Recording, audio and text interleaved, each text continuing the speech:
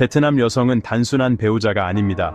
그들은 품격, 책임감, 그리고 가족에 대한 깊은 사랑을 상징하는 존재입니다.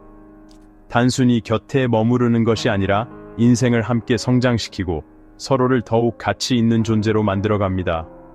와우, 너무나도 뛰어납니다. 단순한 아름다움을 넘어 눈처럼 하얀 피부, 윤기 흐르는 검은 머리카락, 균형 잡힌 날씬한 몸매까지 그들의 외모는 매혹적입니다. 하지만 그보다 더 깊은 것은 따뜻한 마음과 이해심입니다. 어떤 갈등이 닥쳐와도 감정에 휩쓸리지 않고 현명하게 대처하며 남편을 존중하는 태도를 가집니다. 이러한 세심함과 지혜로운 배려는 정말 감탄할 수밖에 없는 매력입니다. 그리고 가장 놀라운 점은 그들은 성숙한 남성을 선호한다는 것. 단순히 나이가 많은 것이 아닌 경제적으로 안정되고 인생의 경험이 풍부하며 가정을 책임질 준비가 된 남성을 존경하고 사랑합니다. 그들에게 가족은 삶의 전부이며 오롯이 헌신하고 따뜻한 가정을 꾸려나가는 것이야말로 인생에서 가장 중요한 가치입니다. 그뿐만이 아닙니다. 베트남 여성들은 세계를 이해하고 배우고 싶어 합니다. 서구 문화와의 역사적 관계 속에서 더욱 다양한 시야를 가지길 원하며 단순한 이익을 위한 결혼이 아닌 진정한 문화적 교류와 깊은 유대감을 꿈꿉니다. 놀랍게도 베트남 여성들은 지적 수준 또한 상당히 높습니다. 2021년 글로벌 데이터 보고서에 따르면 베트남 여성의 문해율은 98.87%에 달합니다. 단순한 대화 상대가 아니라 삶을 함께 나누고 깊은 지혜를 공유할 수 있는 동반자가 되어줍니다. 베트남은 숨막히는 경치, 풍부한 역사, 그리고 매력적으로 다양한 문화를 가진 나라입니다. 분주한 도시에서 고요한 전원에 이르기까지 이 나라에는 모든 일을 위한 무언가가 있습니다.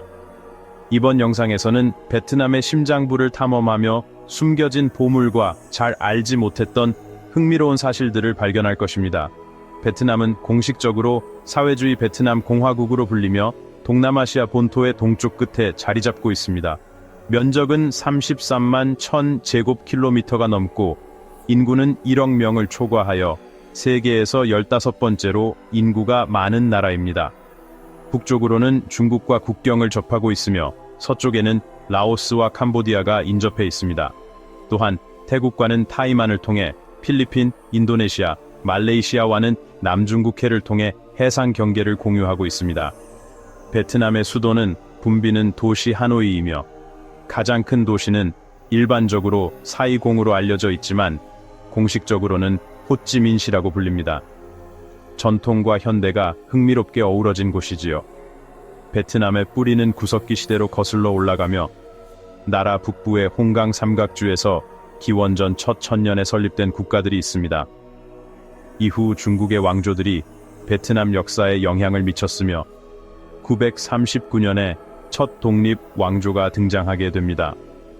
수세기 동안 베트남은 유교와 불교를 통해 중국의 영향을 받아들였으며 메콩 델타 지역과 참파 같은 지역으로 남하했습니다.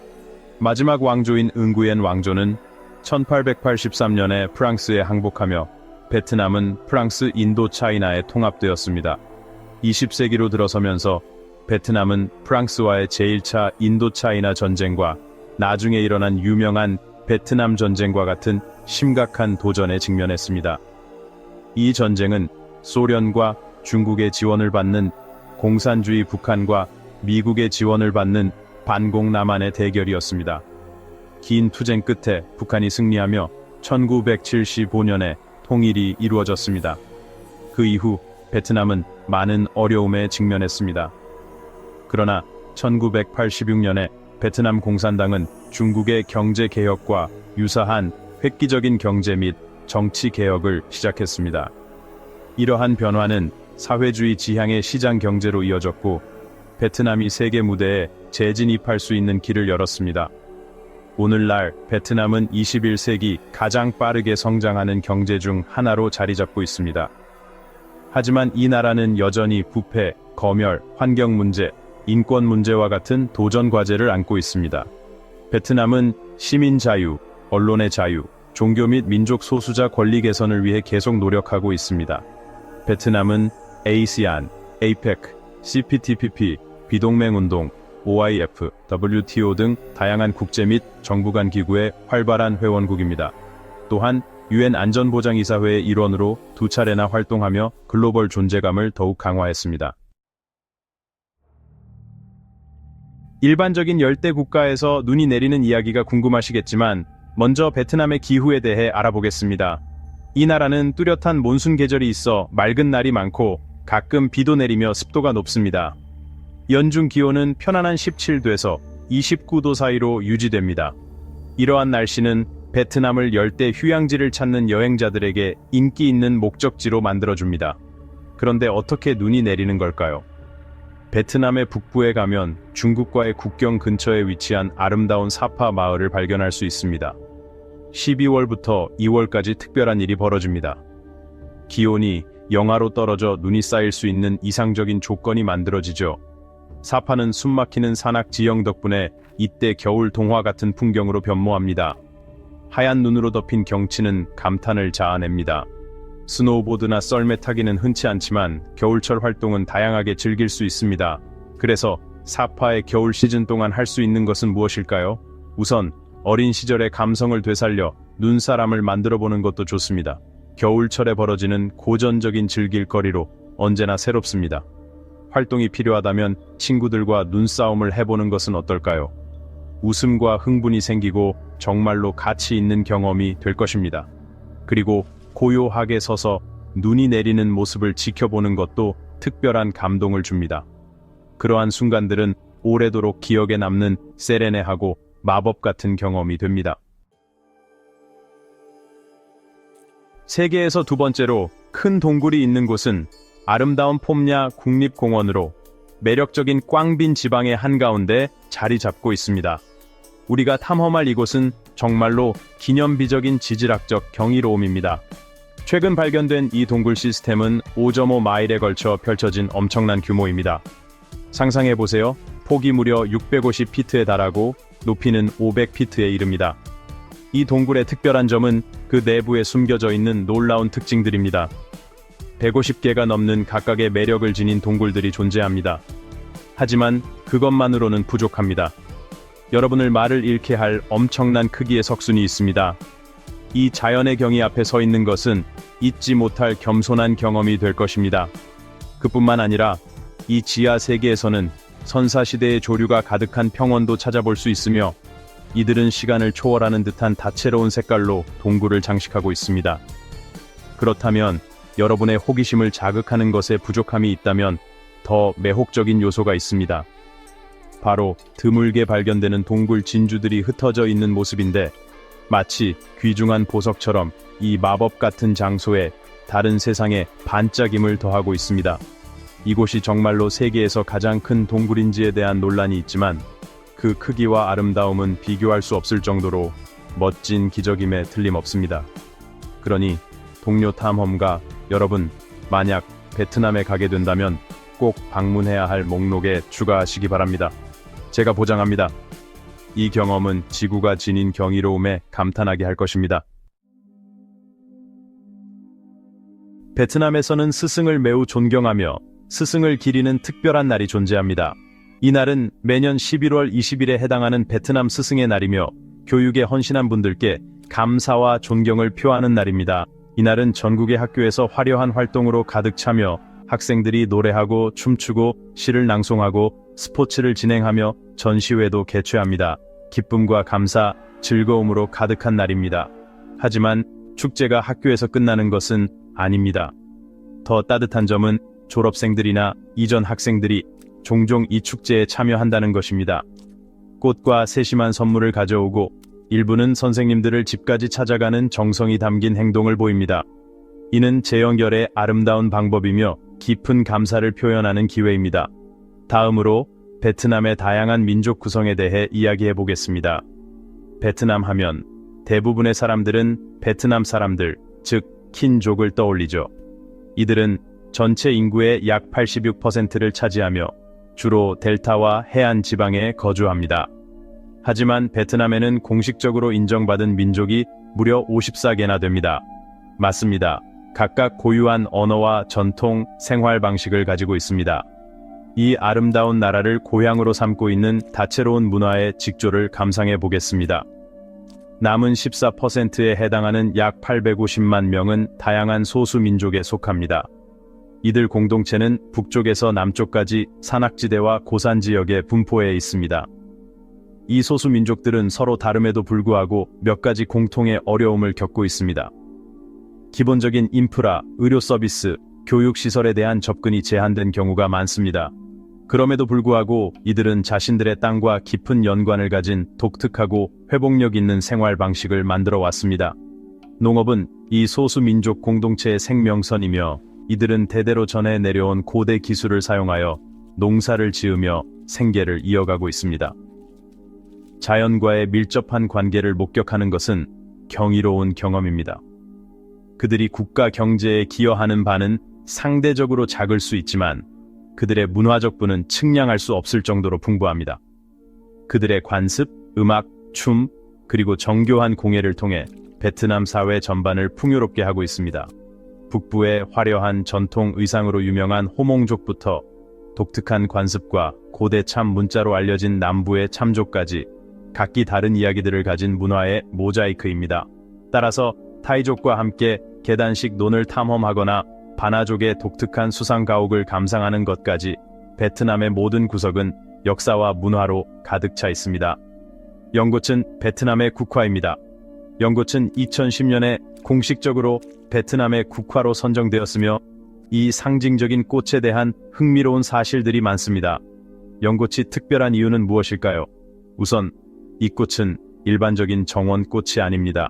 이 아름다움은 베트남의 진흙 연못에서 번성하는 수생식물입니다. 연꽃의 잎은 자연적으로 방수 처리가 되어 있어 물 위에 effortlessly 떠 있을 수 있습니다. 연꽃이 자라면서 정말 마법 같은 일이 일어납니다. 그 우아한 꽃본 고리는 물 위로 올라와 햇빛을 향해 셴비고 피어날 때는 정말 장관을 이룹니다. 경치는 그야말로 장관이며 감각적인 경험을 더해주는 것은 부드럽고 기분 좋은 향기로 누군가 그 향기를 맡는다면 매료될 것입니다. 연꽃은 단순히 아름답기만 한 것이 아닙니다. 베트남 문화에서 깊은 상징성을 지니고 있습니다. 이 꽃은 어려움과 고난의 영향을 받지 않는 순수한 아름다움을 나타냅니다. 진흙에서 피어오르면서도 더럽혀지지 않고 당당하게 서 있는 꽃을 상상해 보십시오. 그것이 바로 연꽃입니다. 이는 베트남 사람들의 정신을 반영하며 연꽃처럼 역경을 우아하고 강인하게 극복하는 모습을 보여줍니다. 이러한 회복력 때문에 연꽃은 베트남의 상징이 되기에 적합합니다. 전쟁과 도전, 고난 속에서도 베트남 사람들은 그들의 우수한 특성을 세상에 드러내려는 흔들림 없는 의지를 보여주었습니다. 연꽃은 이러한 힘을 구현하며 인간 정신 내에 있는 놀라운 힘을 상기시켜줍니다. 흥미로운 커피에 관한 6가지 사실을 알아보겠습니다. 베트남이 전 세계에서 2번째로 큰 커피 수출국이라는 사실을 알고 계셨습니까? 브라질에 이어 2번째라는 사실은 놀라울 수 있지만 진짜입니다. 베트남의 커피 이야기는 1800년대에 프랑스가 도입하면서 시작되었습니다. 초기에는 연간 약 80톤 정도의 모대탄 생산량을 기록했습니다. 하지만 베트남 전쟁 이후 상황이 크게 바뀌었습니다. 오늘날 베트남은 매년 100만 톤 이상의 인상적인 생산 능력을 자랑하고 있습니다. 독특한 이야기를 나눠보겠습니다. 바로 너구리 커피, 즉 코피 루악 또는 시벳 커피입니다. 베트남에서 이 커피는 최고의 품질을 자랑하며 가격은 약 150달러에 달합니다. 세계에서 가장 비싼 커피 10위 안에 들어있습니다. 그렇다면 너구리 커피의 특별한 점은 무엇일까요? 그 비밀은 소화 과정에 있습니다. 믿기 힘들겠지만 너구리가 중요한 역할을 합니다. 너구리는 커피 열매를 먹고 얇은 실크 같은 세포막 덕분에 콩이 소화 과정을 살아남습니다. 이 독특한 과정 후에는 동물의 배설물에서 콩을 수집하게 됩니다. 결과적으로 믿을 수 없을 만큼 향이 뛰어난 커피콩이 탄생하며 바닐라와 놀랍도록 달콤한 맛을 지니게 됩니다. 프랑스가 커피를 베트남에 소개했지만 베트남 사람들은 이 사랑받는 음료에 자신들만의 방식으로 변화를 줬습니다. 방법은 조금 독특해 보일 수도 있지만 정말 맛있습니다. 그들은 갈은 커피를 금속 드립 필터에 넣고 그 필터를 컵 위에 놓습니다. 뜨거운 물을 추가하면 커피가 서서히 컵으로 떨어지는 매혹적인 모습을 볼 수 있습니다. 많은 베트남 사람들은 커피를 검은색으로 마시는 것을 선호하며 얼음과 가끔 연유를 추가하여 상큼하면서도 강렬한 맛을 만들어냅니다. 또한 번호 7의 재밌는 사실로 오토바이에 대해 이야기해 보겠습니다. 하노이 또는 호치민과 같은 분주한 도시에 발을 들이면 가장 먼저 눈에 들어오는 것은 무엇일까요? 바로 오토바이입니다. 모든 곳에 존재한다고 말씀드리고 싶습니다. 인구가 약 9,800만 명인 베트남에서는 2023년 기준으로 무려 7천만 대에 등록된 오토바이가 추산됩니다. 이는 이 나라의 거의 모든 사람마다 오토바이 하나씩이 있다는 의미입니다. 베트남은 세계에서 가장 큰 오토바이 시장 중 하나로 자리 잡았으며 일상생활의 중요한 부분이 되었습니다. 복잡한 도시거리에서 신속하게 이동하고 시골의 구불구불한 도로를 누비는 오토바이는 베트남 교통의 심장과도 같습니다. 오토바이가 도로를 지배하는 이곳에서 자동차는 다른 이야기입니다. 현재 약 200만 대의 자동차가 사용되고 있으며 이는 부유한 사람들에게 사치품으로 여겨집니다. 왜 그런지 궁금하시죠? 자동차 세금이 베트남에서는 200%에서 300%까지 치솟을 수 있기 때문입니다. 여기서 자동차를 구매하고 소유하는 것은 부를 과시하는 상징입니다. 세계에서 가장 행복한 국가 5위 안에 드는 베트남을 보며 궁금할 겁니다. 베트남이 이렇게 행복한 이유는 무엇일까요? 영국에 본사를 두고 있는 해피플래닛 지수에 따르면 2016년에 베트남은 세계 행복 순위에서 5위를 차지했습니다. 이는 매우 자랑스러운 성과입니다. 아시아 태평양 지역에서는 2번째 자리를 차지하기도 했습니다. 긍정적이고 만족감을 품고 살아가는 나라를 보는 것은 정말 가슴 따뜻한 일입니다. 베트남 거리를 걷다 보면 사람들의 얼굴에 가득한 미소를 쉽게 발견할 수 있습니다. 정말로 전염성이 강한 기분입니다. 베트남 사람들은 단순히 행복한 것을 넘어 자신의 경제적 미래에 대해 매우 낙관적입니다. 갤럽 국제협회에서 실시한 조사에 따르면 베트남은 경제적 낙관성에 있어 2번째 자리를 차지했습니다.